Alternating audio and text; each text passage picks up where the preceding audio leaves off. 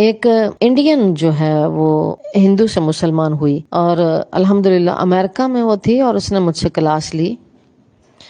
تو قرآن اس کو میں نے پڑھانا تھا.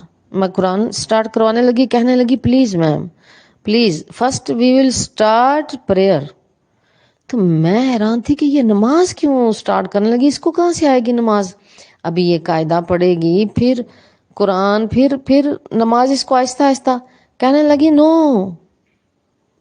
Prayer is important. وہ مجھے بتا رہی تھی, کہتی میم میں چاہتی ہوں سب سے پہلے مجھے نماز آئے, چاہے مجھے رٹا لگانا پڑے.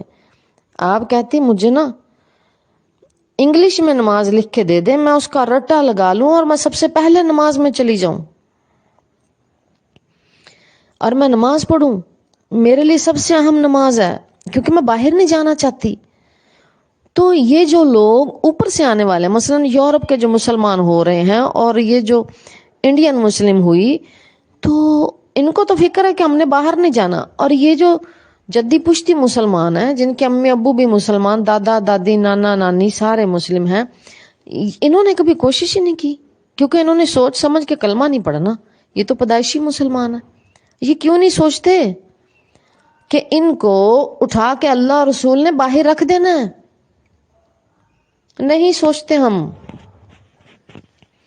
تو رسول اکرم صلی اللہ علیہ وسلم کا عمل کیا تھا؟ کانا یصلی الصلاۃ لوقتہا, وقت پر پڑھتے.